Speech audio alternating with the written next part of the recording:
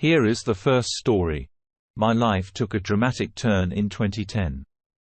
I was happily married to my wife, and we welcomed our first child into the world.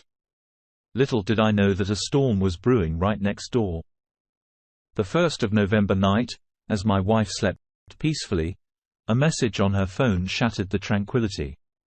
A flirty message from our neighbor, the person we trusted, who had been sharing intimate messages, nudes, and even planning secret meetups since the early days of our marriage. It felt like the ground beneath me crumbled as I scrolled through the damning evidence, capturing each betrayal with screenshots. In a moment of disbelief and anger, I decided to confront the truth. I reached out to our neighbor's wife Maggie, revealing the affair that had been going on under our noses. Maggie and I shared a common tragedy. Our spouses had not only cheated on us but had also abandoned their families. Devastated, I told my wife I wanted a divorce. Despite her tears and pleas, I couldn't find it in me to forgive and forget. I even went to the extent of getting a paternity test for our child, wanting to be absolutely certain about our connection. Within days, I returned home to find our baby crying in an empty house. A letter left behind explained that my wife had left with her affair partner, declaring she never loved me. It was a heartbreaking revelation, especially considering the abandonment of our infant child. I sought out Maggie only to discover that she too had received a similar letter from her husband. We bonded over our shared pain. And despite the hardships, we became each other's pillars of support. Maggie, dealing with postpartum depression and left alone with her newborn, joined me in navigating the challenging path of single parenthood. As the days turned into weeks into months, Maggie and I formed an unbreakable bond. She became a mother figure to my child, and we decided to face the world together. We became engaged a year later and married in 2013. Our love grew, and we welcomed another child into our lives in 2015. In 2018, as our family thrived, a revelation shook us. My son accidentally stumbled upon a picture of my ex-wife. Faced with the inevitable questions, Maggie and I decided to protect him from the harsh truth. We told him that his birth mother had tragically died in a car accident, and Maggie had been his loving caretaker since he was 6 months old. 2 days ago, my world took an unexpected turn when I received an anonymous email that would bring back a flood of emotions. As I opened the message, the words hit me like a ton of bricks. I want to see my son and want my family back. It was from my estranged ex-wife, the one who had left me and our child a decade ago. In a mix of shock and disbelief, I decided to share the message with Maggie, my pillar of strength. Her initial reaction was one of panic, fearing the possible upheaval this might bring to our lives in a moment of uncertainty. She turned to me eyes wide with concern and asked if I would consider taking my ex-wife back. I took a deep breath, trying to calm the storm of emotions within me, and reassured Maggie. I reminded her that my ex was a part of an ugly past, a chapter of betrayal and heartbreak that I had willingly closed.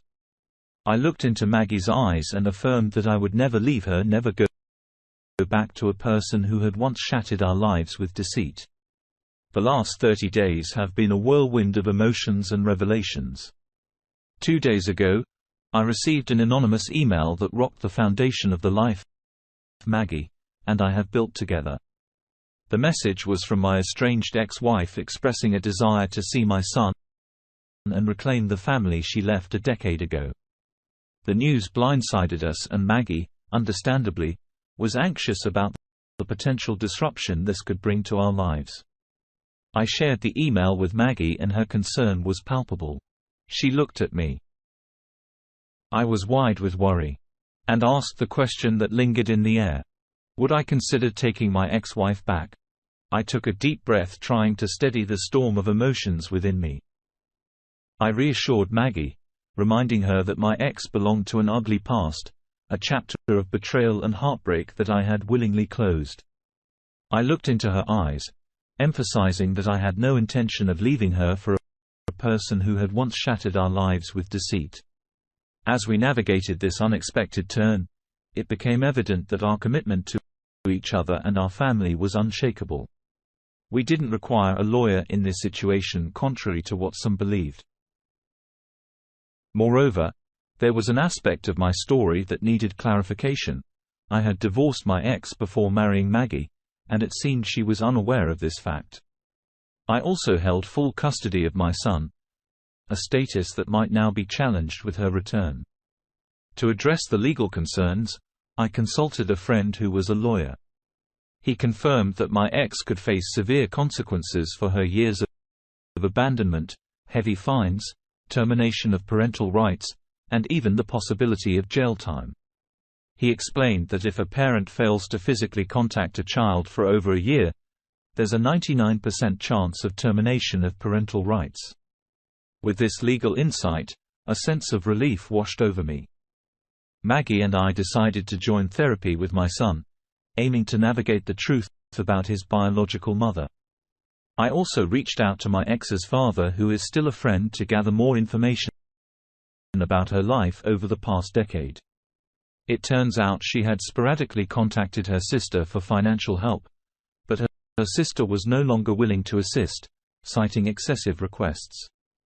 Her father painted a picture of her current life: a minimum wage job, a small apartment shared with 3 roommates, and a general struggle. However, he also cautioned against introducing her to our son, suggesting she might be a bad influence. Curiosity led me to contact her sister, who revealed the nature of their conversations over the years. It was disheartening to learn that my ex had only reached out for money, never inquiring about our son. Furthermore, she informed me that the affair partner was in prison for assault since 2015, which brought a surprising sense of satisfaction. Despite these revelations, my ex-wife remains in the dark about the divorce. She still believes we are legally married and has made no attempt to contact us within the past 30 days. Family counseling is progressing well, and Maggie and I have decided to legally adopt each other's children, solidifying our commitment to the family we've created together. As for my ex-wife, it seems her sister might have informed her about her legal standing and the futility of pursuing a legal battle. I have not heard from her again. I guess it was just a fizzle in the pan. Now for the second story.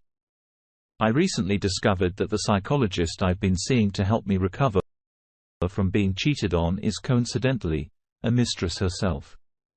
To add to the complexity, my mom knows friends of hers.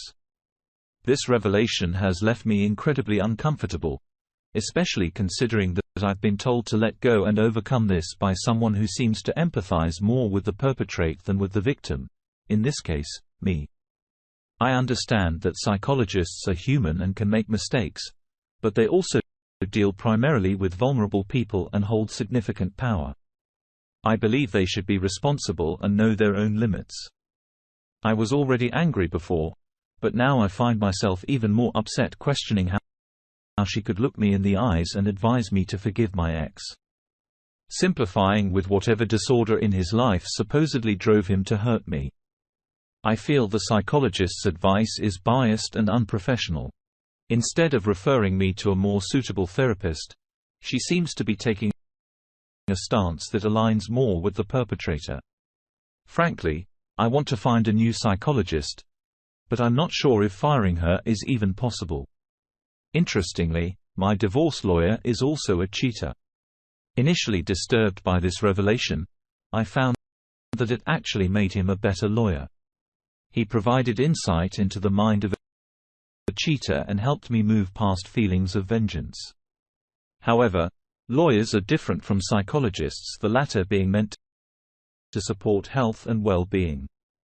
If I were any worse off, this situation could send me spiraling.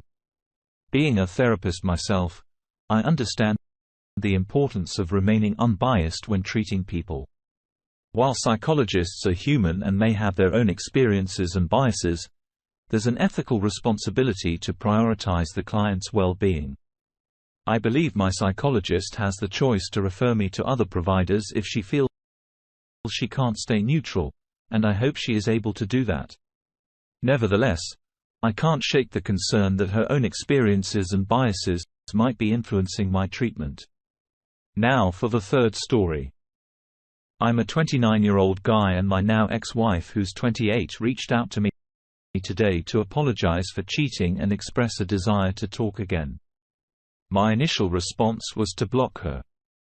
I've pretty much given up on romantic relationships after the divorce, and her text reminded me of the loneliness I've been feeling.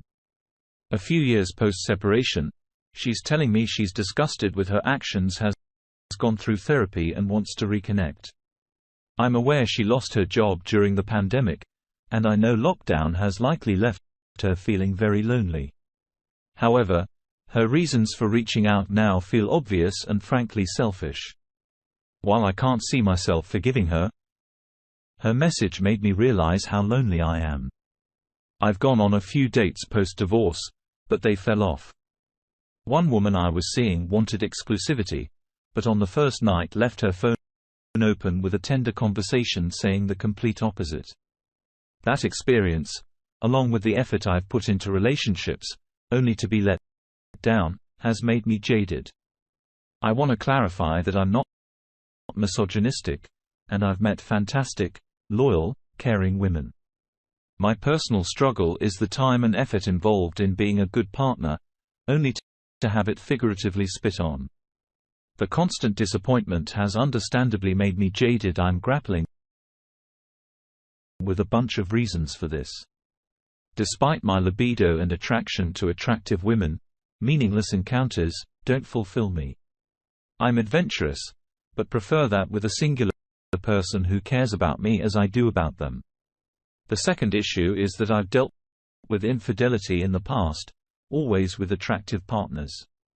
I've been avoiding a woman I went on a few dates with because while we hit it off, I'm not as physically attracted to her as others. It feels wrong to string her along when I don't have the same feelings for her, but I can't seem to get over this hang-up that attractive partners are more likely to cheat. I'm in a bit of a tangled mess of emotions, and I ended up rambling again. Dear listener, if you have reached this far, please click on the subscribe button. It will be a great help.